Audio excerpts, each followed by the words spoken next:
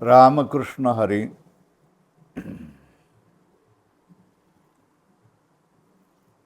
अभंग महोत्सवाच्या 7व्या आणि अंतिम दिवसासाठी जो अभंग आपण घेतोय त्याच्यावर अगोदरप्रमाणेच आपण चिंतन करणार आहोत. आपण सगळ्यांनी कृपा करून हे जाणावं की हे कीर्तन नाही आहे, हे प्रवचन पण नाही आहे. हा केवळ एक कीर्तनकारांना अभंग समजण्यासाठी एक माझ्यासारख्या अभंगाच्या जाणकार माणसाने केलेलं चिंतन आहे. एवढाच अर्थ समजून घेऊन तुम्ही या अभंगाचा आपापल्या कीर्तनासाठी उपयोग करून घ्यावा एवढीच विनंती आहे. नवीन कीर्तनकार, जुने कीर्तनकार, साधे सुधे कीर्तनकार जे कोणी असतील त्यांनी या आशयाचा उपयोग करून घ्यावा एवढीच विनंती आहे. आणि एवढंच त्याच्याकडे बघावं आणि अशाच तऱ्हेने त्याचा उपयोग करावा. मी काही कीर्तनकार नाही, मी काही प्रवचनकार नाही, हे मुद्दाम सांगून ठेवतो आहे. अभंग तुकाराम महाराजांचा 4 चरणाचा आहे. भोग भोगावरी द्यावा, संचिताचा करुणी ठेवा. भोग भोगावरी द्यावा, संचिताचा करुणी ठेवा. शांती धरणे जीवासाठी, शांती धरणे जीवासाठी दशा उत्तम गोमटी, दशा उत्तम गोमटी. देह लेखावा असार, सत्य पर उपकार. देह लेखावा असार, सत्य पर उपकार. तुका म्हणे मिरासी, बुडी द्यावी ब्रह्मरसी. तुका म्हणे मिरासी, बुडी द्यावी ब्रह्मरसी. ह्या अभंगाचा सरळ अर्थ आपण पाहूया.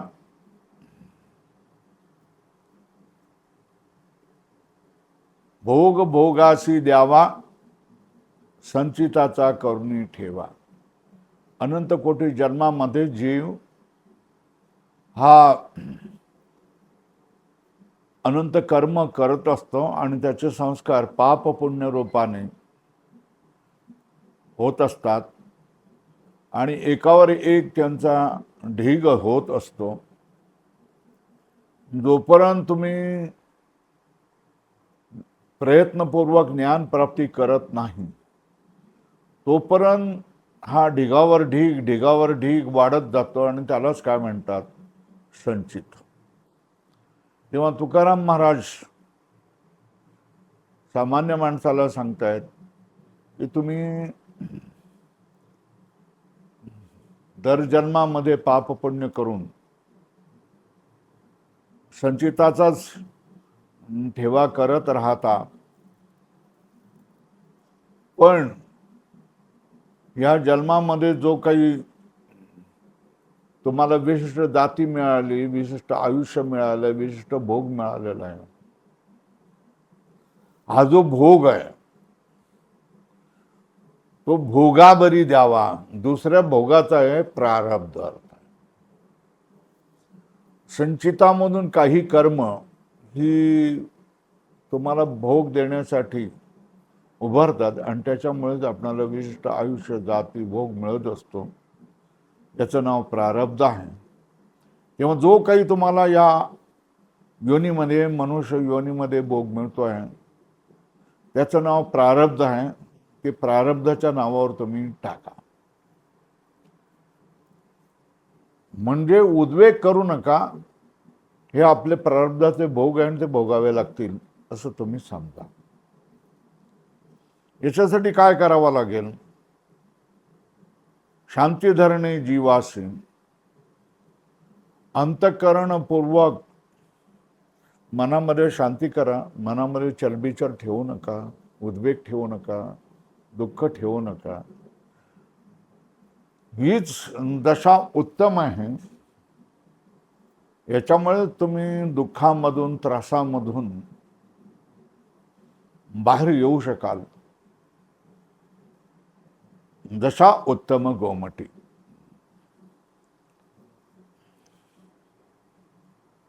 देह लेखावा असार. हा जो देह आहे, या देहाला तुम्ही असार माना. मिथ्या मानल्यानंतर तो असार होऊन जाईल. जोपर्यंत त्याला सत्य मानतात तोपर्यंत तो असार असत नाही. त्याच्यामुळे असार माना म्हणजे मिथ्या माना असं तुकाराम महाराज सांगतात. पण असार मानून देह संपत नाही ना. देहाची प्रतीती होतच राहणार आहे ना. मग काय करावं तर सांगतायत. ज्यावेळेला तुम्हाला हा देह असार होणं इतकं ज्ञान झालेलं असतं आणि तरी आयुष्य उरलेलं असतं आणि देह तुमच्याबरोबर असतोच, तर त्या देहाचा उपकार, देहाचा उपयोग परोपकारासाठी करावा. दुसऱ्या लोकांवर उपकार करावा, दुसऱ्या लोकांची संकट दूर करावी, दुसऱ्या लोकांना ज्ञान द्यावं, दुसऱ्या लोकांना भक्ती मार्गाला लावावं, असं काम तुम्ही केलं पाहिजे. आणि शेवटी सांगतायत, तुका म्हणे मिरासी बुडी द्यावी ब्रह्मरसी. जीवाची हा एक हक्क आहे. जीवाचा हा अधिकार आहे. जीवालाच तो मिळणार आहे. त्याने ब्रह्मरसामध्ये बुडी द्यावी, म्हणजे स्वतःला कूटस्थ मानून, स्वतःला कूटस्थ आत्मा मानून ब्रह्माशी लीन व्हावं, ब्रह्माशी एकरूप व्हावं.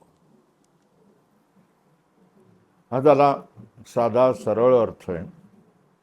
याच्यामध्ये मनुष्य जीवनामध्ये जी दुःख येतात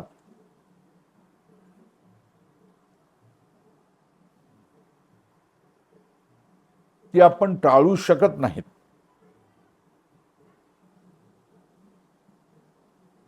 आणि ती भोगावीच लागतात. पण त्याच्यावर त्याची मर्यादा, त्याचा त्रास, त्याची तीव्रता कमी करण्यासाठी उपाय सांगतायत. पहिल्या चरणामध्ये सांगतात, पहिला उपाय सांगतायत. पहिला उपाय भोग भोगावरी द्यावा.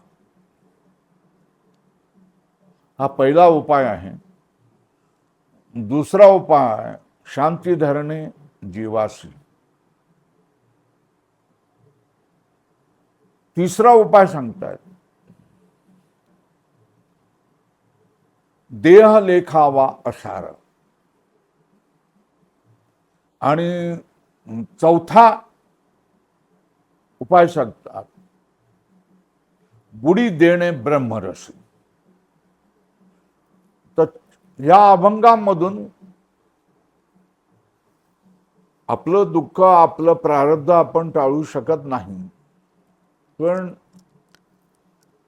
त्याचा जो तीव्र आवेग आहे आणि त्या आवेगामुळे होणारी जी आपल्या मनाची चलबिचल आणि अधिकच त्रास, हे आपण धैर्याने कमी करू शकतो. त्याच्यासाठी 4 उपाय सांगितलेले आहेत वर सांगितल्याप्रमाणे. भोग भोगावरी द्यावा, शांती धरणी जीवासी, देह लेखावा असार, आणि बुडी द्यावी ब्रह्मर्षी.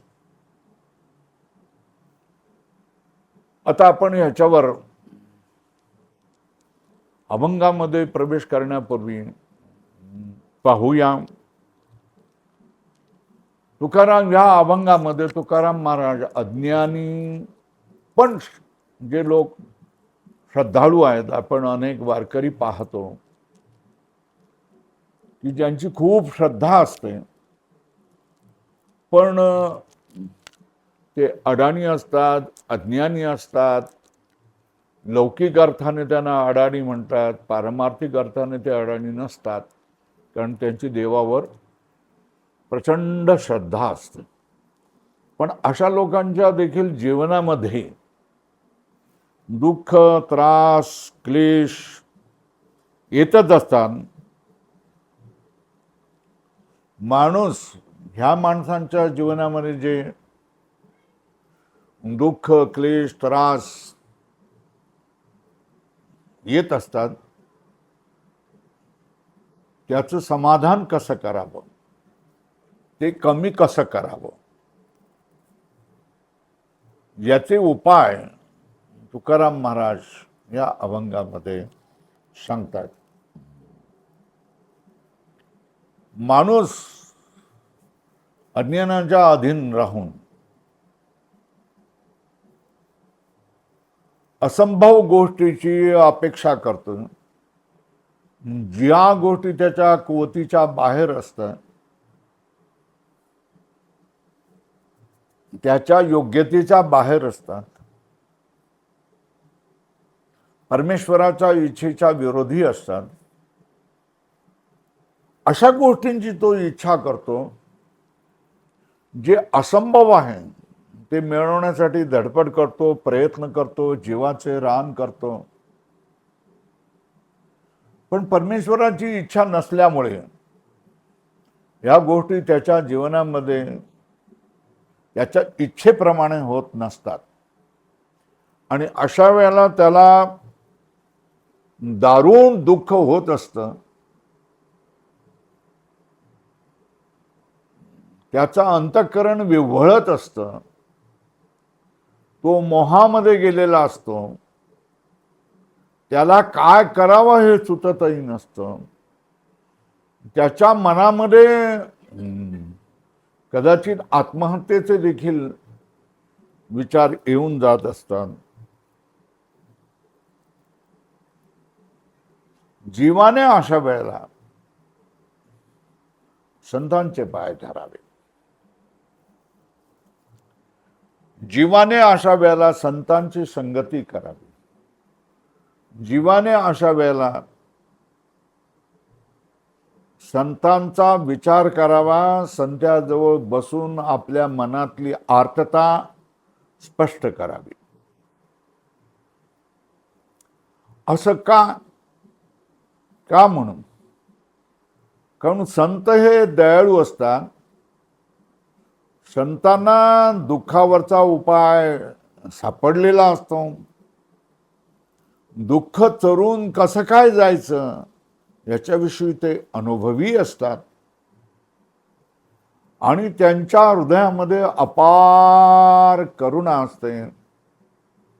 बुडते हे जन न देखवे डोळा, म्हणून कळवळा येत असे.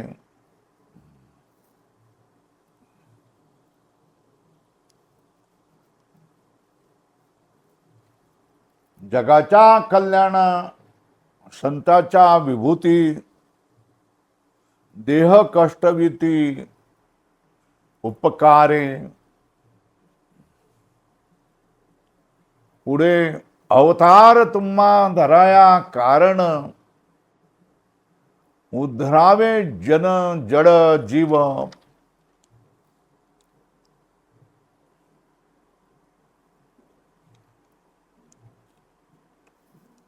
दुःखावरचा उपाय संतांना सापडलेला असतो. आणि ते दयाळूही असतात. आणि त्यांच्या मनामध्ये हा भाव असतो की हे अज्ञानी जीव असतात, जगामध्ये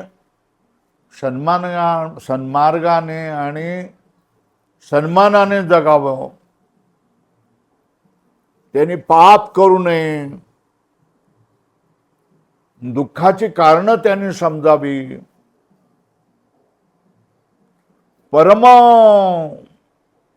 सुखाचा ठाव ठिकाणा समजून घ्यावा,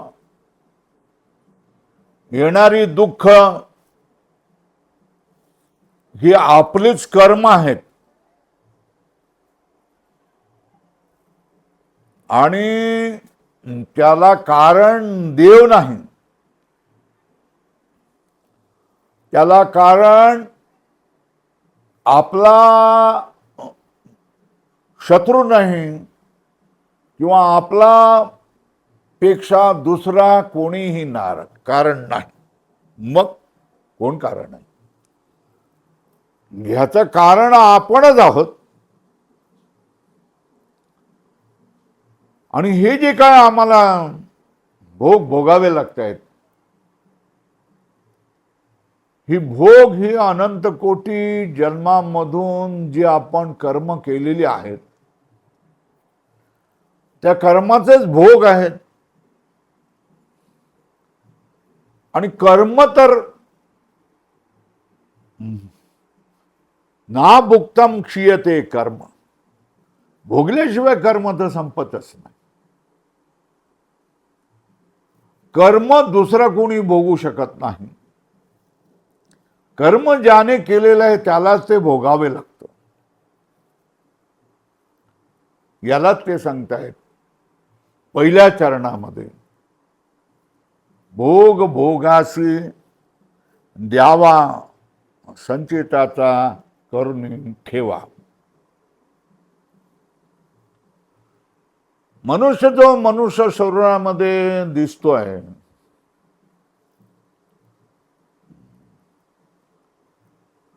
ती त्याची एकमेव योनी आहे असं समजण्याचं काय कारण नाही आहे.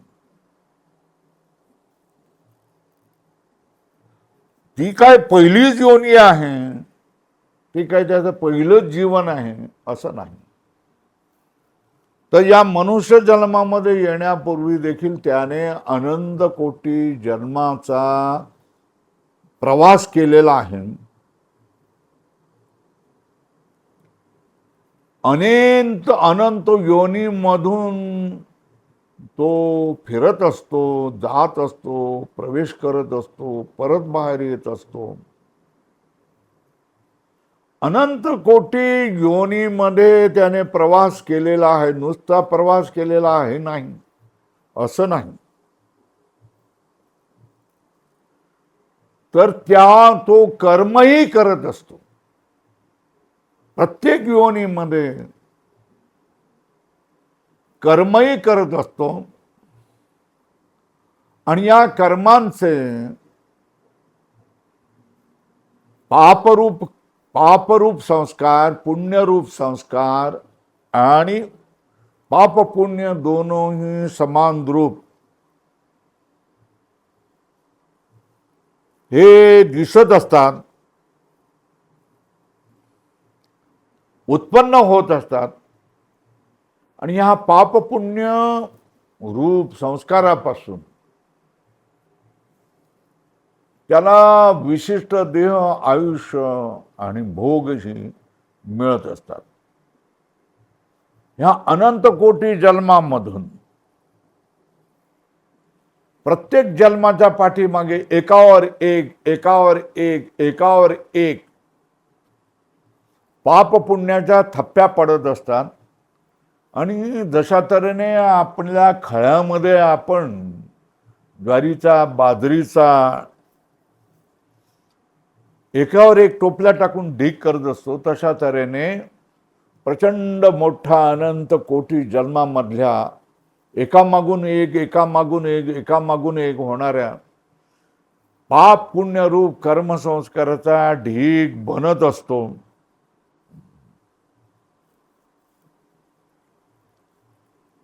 याचं नाव संचित आहे. म्हणजे प्रत्येक जीव हा वेगवेगळी कर्म करत संचिताचा ठेवा वाढवतच असतो. हा संचिताचा ठेवा केवळ ज्ञानानेच भस्मसात होऊ शकतो. पण जर हे ज्ञान नसेल तर हा ठेवा वाढतच जात असतो. ज्या लोकांनी ज्ञानासाठी प्रयत्न केलेला नाही, जे अज्ञानाला धरून राहिलेले आहेत, अशा लोकांसाठी संचिताचा ठेवा हा राहणारच आहे. आपल्या घरामध्ये तांदळाचं पोतं किंवा पोती असतात, डाळीचं पोतं असतं, तेलाचे डबे असतात, मसाल्याचे पदार्थ असतात, त्याच्यानंतर मीठ असतं. ह्या सगळ्या वस्तू कोठारामध्ये आपण ठेवलेल्या असतात. रोज आपण त्याच्यामधून पीठ काढून गहू दळून पीठ करून पोळी करतो, भाजी आणून पोळी भाजी खातो. कधी तुम्हाला वाटतं की खिचडी करावं, त्यावेळेला तांदळाच्या पोत्यामधून थोडेसे ग्रॅम तांदूळ, डाळ, तेल, मीठ, मसाल्याचे पदार्थ उचलतात. सगळे ते एकत्र शिजवतात आणि त्याच्यापासून उत्तम खिचडी करून त्या उत्तम खिचडीचा तुम्ही स्वाद घेता.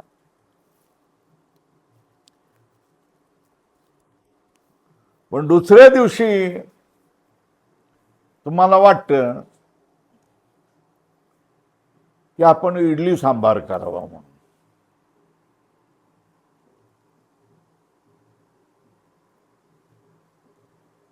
तेव्हा त्या दिवशी सुद्धा तुम्ही काही तांदूळ, काही डाळ, काही मसाले हे गोळा करून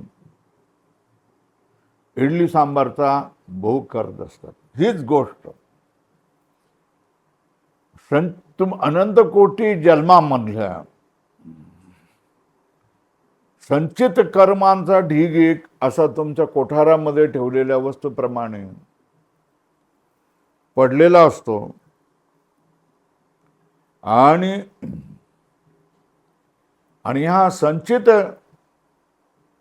कर्मामधून काही कर्म एकत्र येतात, फळ द्यायला उन्मुख होतात आणि त्यातून तुम्हाला ह्या जन्मामध्ये आलेलं योनी म्हणजे शरीर मिळतं. त्या शरीराला मिळणारे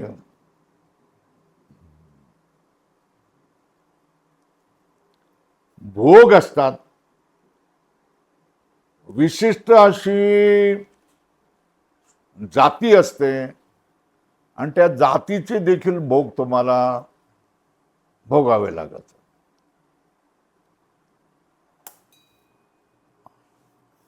हे सगळे भोग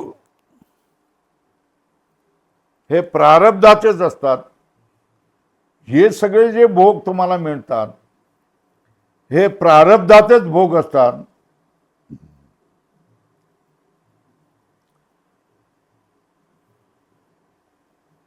विशिष्ट जाती मिळाल्यामुळे तुम्हाला दुःख होऊ शकतं.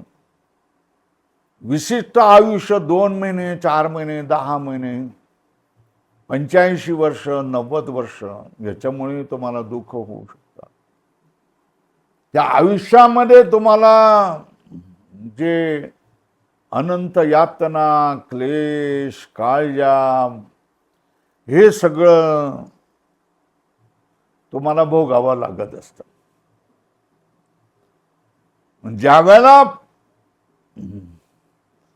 पुण्यकर्माचे संस्कार फळतात, त्यावेळेला तुम्हाला सुख होतं, त्यावेळेला तुम्हाला गुदगुल्या होतात, त्यावेळेला तुम्हाला नाचावंसं वाटतं, त्यावेळेला तुम्हाला अनुकूल वाटत असतं, आनंदाच्या लहरी तुमच्या हृदयामध्ये येत असतात.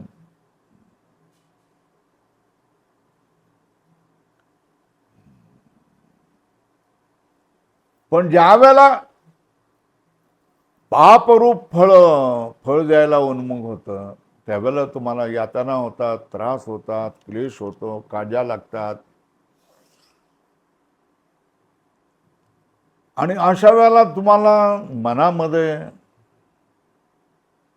काय करू, काय नको, कसं होईल, काय होईल, होईल की नाही होईल, अशा तऱ्हेने काळज्या लागलेल्या असतात. आपण एकटे आहोत, आपणाला मदत करणारं कोणी नाही, आपणाला ह्यातून बाहेर काढणारा कोणी नाही. आता ह्या जीवालाच संपवावं की न संपवावं, अशा मोहामध्ये जीव सापडलेला असतो. अशा वेळेला तुकाराम महाराज सांगतात, वाहिल्या उद्वेग दुःखची केवळ, भोगणे ते फळ आहे संचिताचं.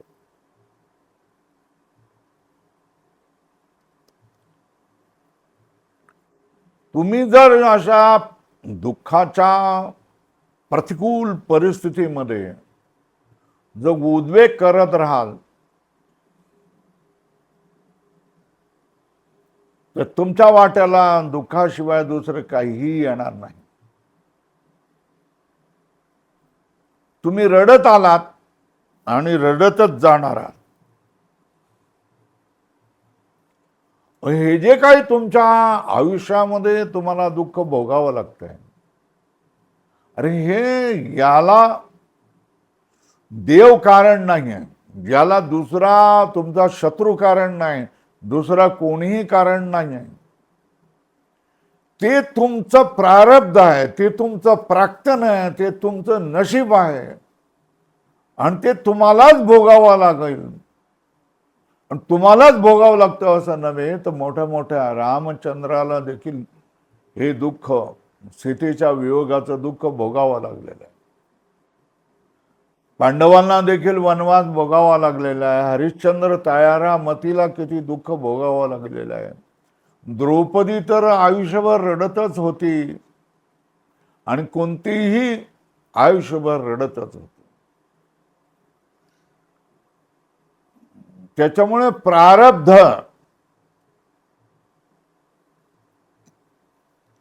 हे कोणाला चुकलेलं नाही आहे. चुकलेलं नाही याचा अर्थ काय? याचा अर्थ हाच आहे की हे तुम्हाला भोगावंच लागणार आहे. तुम्ही टाळू शकत नाही, दुसऱ्याला देऊ शकत नाही. दुसऱ्या कोणी जरी सांगितलं की ह्याचं दुःख, अर्ध दुःख मला द्या, तरी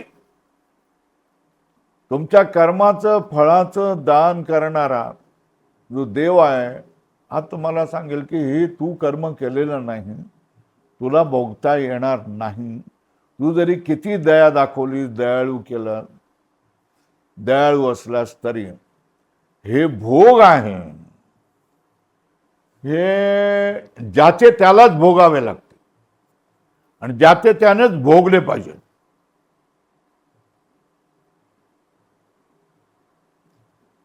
मग तुकाराम महाराज सांगतात की बाबा हे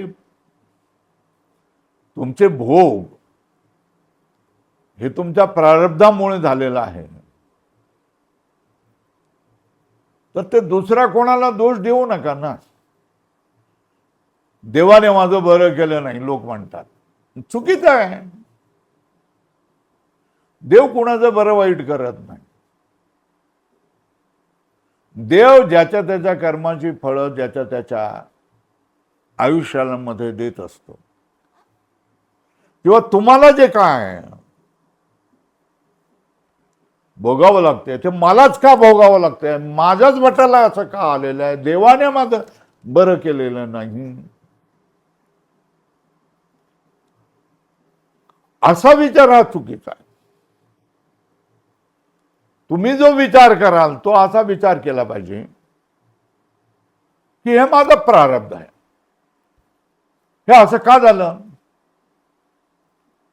दुसरं कोणी विचारलं की हे असं का झालं. तुम्ही आयुष्यभर देवदेव करत होता, तुमच्या वाट्याला हे कसं काय झालं. तो शहाणा असेल तो उत्तर देईल की माझं प्रारब्ध आहे, याच्याशिवाय दुसरं काय आहे सांगा बरं. हे मला भोगावंच लागेल, मीच भोगलं पाहिजे, मी भोगलं पाहिजे. माझं प्रारब्ध आहे, जे मला भोगावं लागतंय ते माझं प्रारब्ध आहे, ते मलाच भोगावं लागणार आहे. दुसऱ्याकडून याची अपेक्षा आपण करू शकत नाही. दुसऱ्याला दोष देऊ शकत नाही, दुसऱ्याच्या नावे लागू शकत नाही. जे काही तुमच्या वाट्याला दुःख, क्लेश, त्रास, मरण, बांधवाचा वियोग, हे जे काय आलेलं आहे हे सगळं तुमचं प्रारब्ध आहे असं समजा आणि त्याला प्रारब्धाच्या खात्यामध्ये टाकून द्या. यालाच म्हणतात तुकाराम महाराज, भोग भोगाशी द्यावा संचिताचा करुणी ठेवा. आता याच्यावर हा पहिला उपाय सांगितलेला आहे. दुःखाने घायल न होता, दुःखाने मोहग्रस्त न होता, दुःखाचा अतिरेक करून आपल्या जीवाचं काही बरं वाईट न करता तुम्ही काय करा की हे सगळं कोणामुळे आहे, तर माझ्या प्रारब्ध आहे आणि ते मलाच भोगावं लागेल. हा पहिला उपाय सांगितलेला आहे. दुसरा उपाय सांगतायत शांती धरणे. दुसऱ्या चरणामध्ये शांती धरणे जीवासी दशा भोगणे गोमठी, दशा उत्तम गोमठी.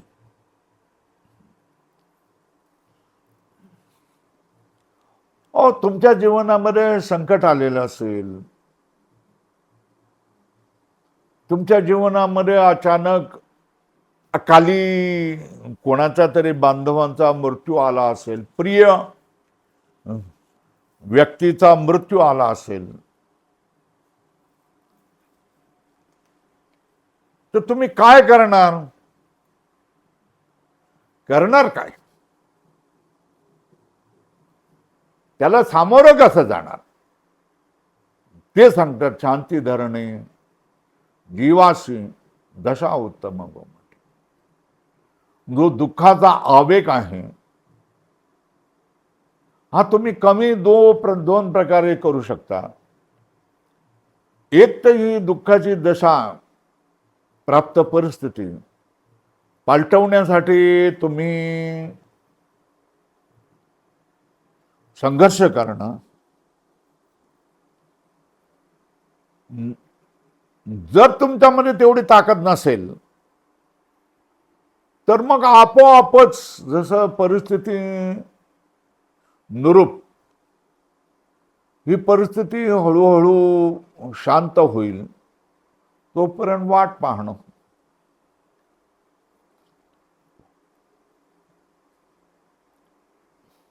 तेव्हा दोनच उपाय परिस्थिती बदलण्यासाठी.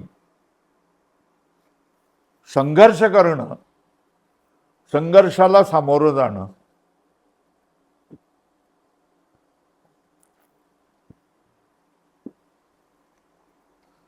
नाहीतर परिस्थिती स्वभावाने आपोआप बदलेल ह्याच्यासाठी वाट पाहणं.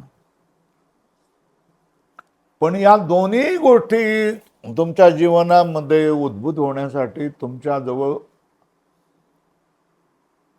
शांती हवी. ही शांती असेलच तर गलित गात्र झालेल्या इंद्रियांना तुम्ही धैर्य देऊ शकता, उभारी देऊ शकता. मनाला तुम्ही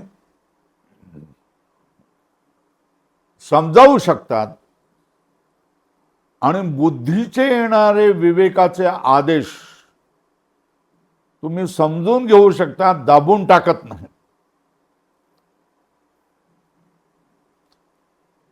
त्याच्यामुळे अशा अवस्थेमध्ये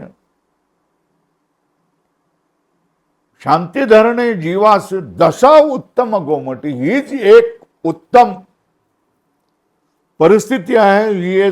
हीच एक उत्तम करण्यासारखी गोष्ट आहे की जीवाला अत्यंत शांत करून ठेवणं.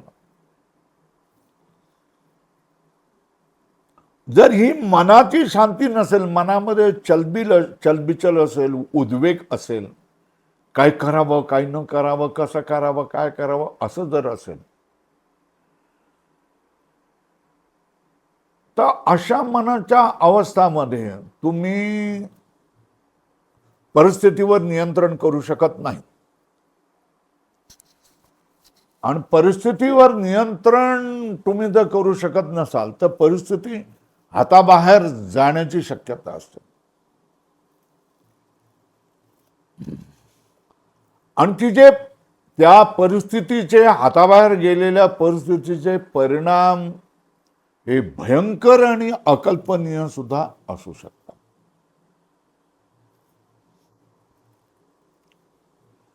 तेव्हा परिस्थिती जर बदलायची असेल तर दोनच रस्ते आहेत. एक तर संघर्ष करणे इतकी योग्यता आपली वाढवणं आणि संघर्ष करणं. दुसरी योग्यता नसेल तर चुपचाप बसून धैर्य धरून परिस्थिती आपोआप त्याची बदलेल.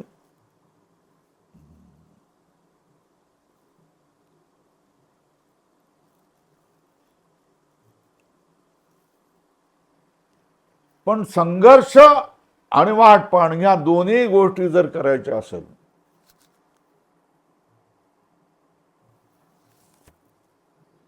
तर तुमच्या मनामध्ये शांती येईल. शांती असेल तर विवेक येईल. विवेक असेल तर परिस्थितीला तुम्ही सामोरे जाल. परिस्थिती तुमच्या हातामध्ये राहील. परिस्थितीचे तुम्ही तटस्थ द्रष्टे बनाल. परिस्थिती तुमच्यावर विपरीत परिणाम करणार नाही. आणि एक परिस्थिती येईल की तुम्हाला ती दशा संपूर्णपणे समाप्त झालेली दिसून येईल. ती परिस्थिती बदललेली तुम्हाला अनुभवाला येईल. या परिस्थितीला स्वतःच्या नियंत्रणामध्ये आणण्यासाठी स्वतःच्या मनाला स्वतःमध्ये शांती आणण्यासाठी काय उपाय आहे हे तिसऱ्या चरणात सांगतायत. देह लेखावा असार सत्य पर उपकार.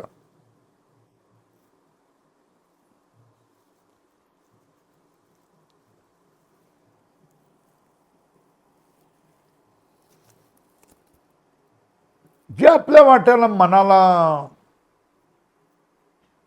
दशेंद्रिय मन बुद्धी अहंकार चित्त आणि स्थूल देह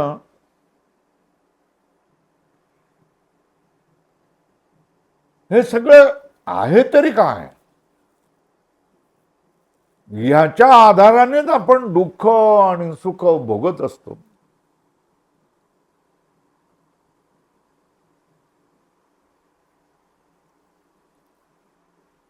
तेव्हा सुख दुःख भोगण्याचं एक साधन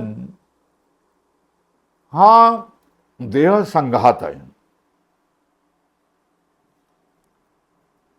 आणि हे दुःख जर आपल्याला कमी करायचं असेल तर देहाला आसार मानावा लागेल. देहाला आसार मानतात, सुख दुःख पण आसार होऊन जातात. त्याच्यामधला खरेपणा संपून जातो. पण हे होईल कसं?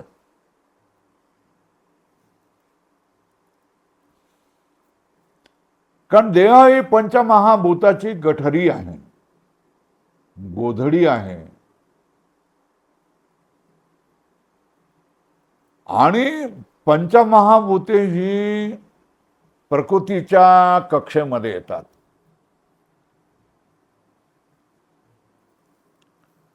आणि प्रकृती ही मायाच असते. आणि मग माया ही काय? माया ही परमात्म्यावरची एक मिथ्या गोष्ट, जशी मनुष्याची छाया. या मायेला सत्य मानावं तर ती विचाराने बाद होते. हे मायेला असत्य मानावं तर त्याची प्रतीती होत असते. मग सत्य आणि असत्यही मानावं हे जमत नाही. कारण सत्य असेल तर असत्य नाही, असत्य असेल तर सत्य नाही. मग या मायेला विद्वान लोक अनिर्वचनीय म्हणजे सांगता येत नाही. काय आहे, सत्य आहे हेही सांगता येत नाही, असत्य म्हणा असत्यही सांगता येत नाही. मग सत्य असत्य म्हणा हेही नाही आम्ही बोलत. तेव्हा त्याच्यावर शिक्का मारलेला आहे अनिर्वचनीय. जे ज्ञानी लोक आहेत ते मायेला तर तुच्छच समजून टाकतात. मग माया मिथ्या म्हणजेच प्रकृती मिथ्या. तर मायेचे परिणाम किंवा कार्य असणारे पंच महाभूत पण मिथ्याच झाली. पंचमहाभूते जर मिथ्या झाली तर पंचमहाभूतांचा बनलेली गठडी रूप हा जो स्थूल देह आहे, हा स्थूल देह देखील मिथ्याच झाला. पण हा स्थूल देह जर मिथ्या झाला तर या स्थूल देहाचे जे काही क्रियाकलाप आहे, जन्म मरण जरा जीर्णता परिणाम व्याधी आदी हे सगळे पण काय होऊन जातात, विचाराच्या कक्षेमध्ये जातात, मिथ्या होऊन जातात. त्या सगळ्यावर आपण मिथ्या म्हणून काय करतोय, शिक्का मारून टाकतोय. गीता पण सांगते अव्यक्तादीनि भूतानि व्यक्तमध्यानि भारत अव्यक्त निधनान्येव तत्र का परिदेवना. जी सगळी ही भूते, जे हे सगळे पदार्थ आहेत, जे हे सगळे प्राणी दिसत आहेत, हे पहिल्यांदा नव्हते, अव्यक्त रूपानेच होते. मध्ये व्यक्त झालेले आहेत आणि क्रिया करताना तुम्हाला दिसत आहेत. आणि ह्यांचा अंत देखील, निधन देखील काय, शेवट अव्यक्त रूपानेच होणार आहेत. तर असे हे जे विनाशी पदार्थ आहेत, जे मिथ्या पदार्थ आहेत, याच्याविषयी मनाला घोर का लावून घ्यावा. शहाण्या माणसाने, समजदार माणसाने याच्याविषयी घोर का लावून घ्यावा, चिंता का करावी, काळजी का करावी, विचार का करावा, मनाची शांती का बिघडावी.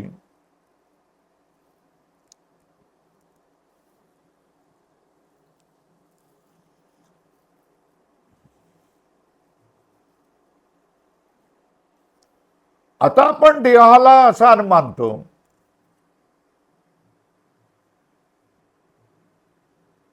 देहाला आसार मानणं म्हणजे देह नष्ट करणं नाही.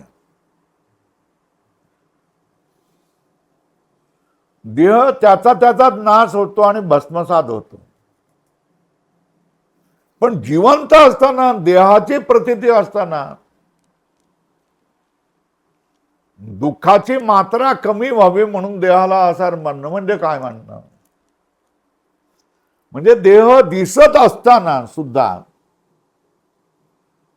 त्याच्यामधलं जे सारत्व, महत्व, आदर,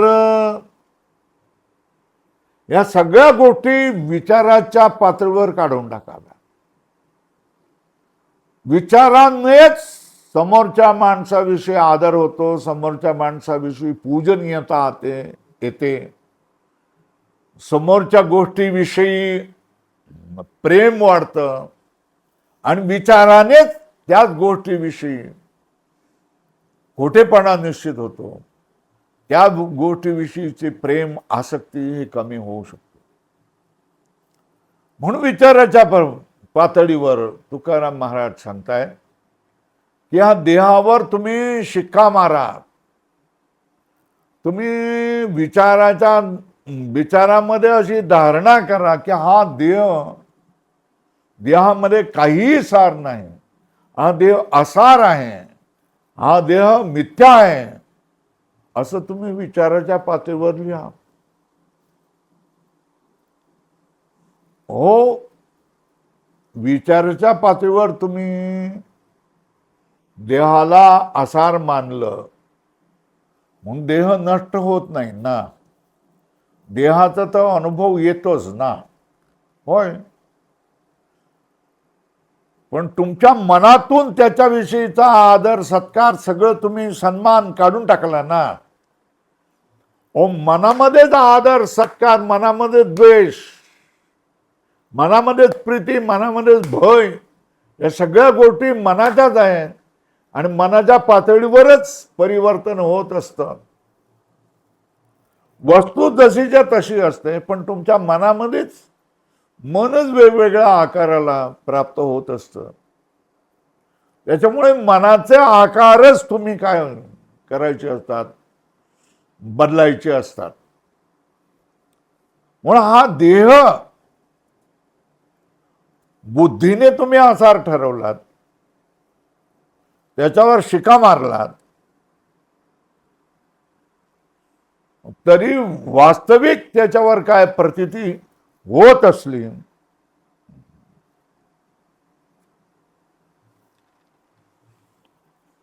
तरी तो भासणारच आहे ना.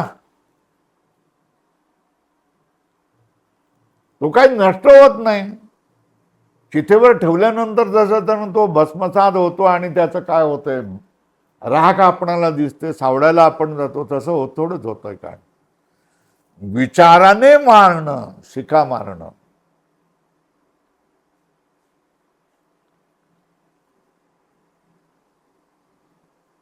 याने काय फायदा होईल? देह तर दिसणारच आहे ना.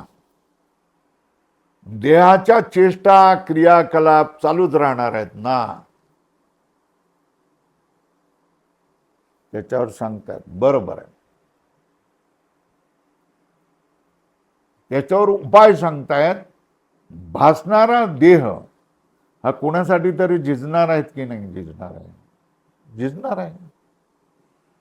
कोणाच्यासाठी तरी काम करणार आहे की नाही? स्वतःसाठी करेल, दुसऱ्यासाठी करेल, आईसाठी करेल, भावासाठी करेल, बहिणीसाठी करेल, बायकोसाठी करेल, मुलासाठी करेल, झिजणारच आहे की नाही? मग सांगतात ह्या देह विचाराच्या पातळीवर मिथ्या झालेला आहे, पण दिसतोय आणि आपलं आपलं कार्य करतोय. मग ठीक आहे, त्याला तुम्ही परोपकाराला लावा, दुसऱ्याचं हित करावं, दुसऱ्याचं कल्याण करावं. स्वार्थ हा तुम्हाला घोर लावणारा आहे, पण परार्थ हा तुम्हाला सुख देणार आहे. तुम्ही जर तुमचं उरलेलं शरीर, उरलेला वेळ हा दुसऱ्यांना बोध देण्यासाठी, दुसऱ्यांना भक्ती मार्गाला लावण्यासाठी, दुसऱ्याचं कल्याण करण्यासाठी, दुसरीची संकट दूर करण्यासाठी, दुसऱ्याला उपदेश देण्यासाठी, दुसऱ्याला शांती देण्यासाठी, दुसऱ्याला ज्ञानामध्ये लावण्यासाठी जर करणार असाल तर त्या व्यक्तीला निश्चितच सुख मिळेल. त्या व्यक्तीला ज्या त्याच्या स्वतःच्या एकलेपणामध्ये तुम्ही सुहृद रूपाने एक संकट मोचक तुम्ही मिळाल. असं जर झालं तर त्याच्या जीवनामध्ये सुखाचा प्रवेश होईल की नाही? होईल. आणि कोणी माणूस दुःख आपलं बाजूला ठेवून सुखाने आनंदाने हसतोय हे पाहिल्यानंतर तुम्हालाही सुख होईल की नाही? सांगा. होईल ना. मग परोपकार केल्याने काय होतं? परोपकाराने सुखाचं देणं होतं आणि सुखाचंच घेणं होतं. केवळ सुखच देणं आहे. आणि हे दुसऱ्याला सुख देणं आणि त्या दुसऱ्याला सुख देण्यामधून स्वतःला सुख देणं ही अगोदरच प्राप्त केलेली जी शांती आहे ती अधिक दृढ होण्यामध्ये, मनामध्ये समाधान मिळाल्यामुळे, समाधानाची रुजवण झाल्यामुळे दुःखाची तीव्रता, दुःखाची आर्तता, दुःखाच्या झळा निश्चितच कमी होऊ शकतात. आपलं स्वतःचं दुःख कमी करण्यासाठी, दुःख त्याची आर्तता, त्याची तीव्रता कमी करण्यासाठी माणसं आजही, आजच्या युगातही परोपकार करताना दिसतायत. आणि दुसऱ्याचं जीवन घडवताना, दुसऱ्याचं जीवन चांगलं करताना त्यांच्या जीवनामध्ये सुखाचा प्रवेश होत असतो. हे झालं काय? सत्य परोपकार. आता शेवटी चौथ्या चरणामध्ये तुकाराम महाराज थोडंसं अधिकारी व्यक्तींसाठी सांगतायत किंवा सगळ्यांसाठीच सांगतायत असं म्हणा. तुका म्हणे मिरासी बुडी द्यावी ब्रह्मरसी. मिराशी याचा अर्थ आहे जन्मसिद्ध अधिकार. हा आमचा जन्मसिद्ध अधिकार आहे. काय? आम्ही ब्रह्मरूपानेच आहोत ना. सगळे ब्रह्मरूपाने आहेत. मग आपण वेगवेगळे का मानतो? अज्ञानामुळे आपण काय करतोय? वेगळे मानतोय. जर आपण अज्ञान टाकून दिलं तर आपण कूटस्थ आत्मा ठरतो. आणि कूटस्थ आत्मा आणि परब्रह्माची एकता होते. ज्ञानामुळे जीव आणि ब्रह्माची एकता होत असते. म्हणून ज्ञान प्राप्त केलं पाहिजे, संतांच्या संगती बसलं पाहिजे आणि जीव आणि ब्रह्माशी एकरूपता केली पाहिजे. हे तुकाराम महाराज शेवटी सांगतायत की ब्रह्मचिंतन हा आपला अधिकार आहे, हा जीवाचा अधिकार आहे. ब्रह्मचिंतन ही जीवाची मिराशी आहे. आणि जी मिराशी आहे, हक्क आहे, तो त्याने जाणावा, समजून घ्यावा आणि त्याप्रमाणे वर्तन करावं. म्हणजे काय? ब्रह्मचिंतनामध्ये त्याने आपला वेळ घालवावा.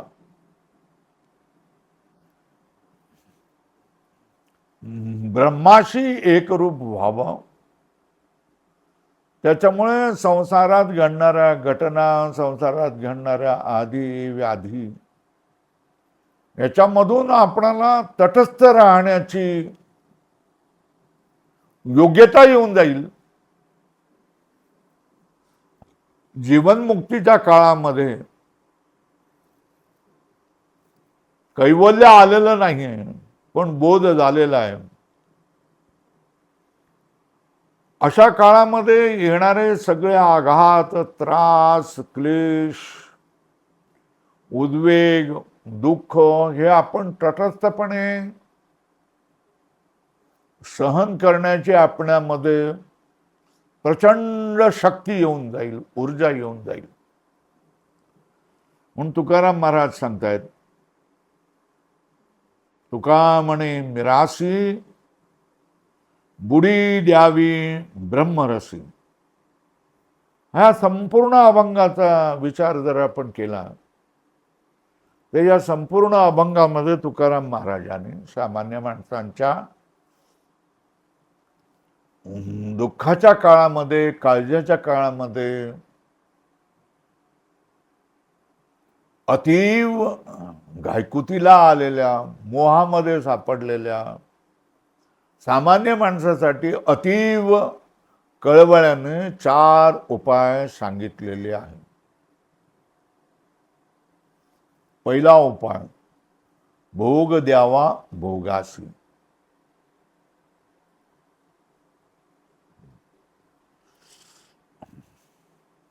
शांती देणे जीवासी. दुसरा. तिसरा, देह लेखावा असार, देहाला असार माना.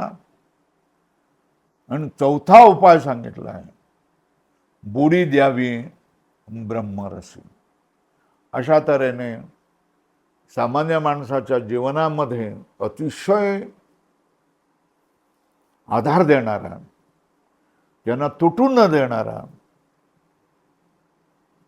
त्यांना दुःख सागरामध्ये न बुडवणारा, त्यांना दुःख सागरामधून धैर्याने बाहेर काढणारा अशा तऱ्हेचा हा तुकाराम महाराजांचा उपदेशात्मक अभंग आहे. आणि या अभंगातून आजकालच्या अत्यंत तरुण तरुणी, युवक युवती या अभंगांचा जर विचार निश्चितपणे जर केला तर निश्चितपणे तरू शकते. आज ज्या अत्यंत विचित्र गोष्टी घडतायत, आज ज्या विचित्र गोष्टी कानावर पडतायत, बातम्या येत आहेत, त्या सगळ्यापासून ही तरुण तरुणी, शेतकरी अत्यंत आत्महत्येच्या कड्यावर पोचलेली मंडळी ही वाचू शकतील आणि ह्या जगामध्ये सारभूत अशा तऱ्हेचं जीवन जगू शकतील. त्यांच्यासाठी हे जीवन भार होऊ शकणार नाही. म्हणून हा अभंग सगळ्यांनी चांगल्या तऱ्हेने समजून घ्यावा आणि आपल्या जीवनामध्ये उतरावा. तुकाराम महाराजांनी आपल्यासाठी केलेला हा फार मोठा उपकार आहे.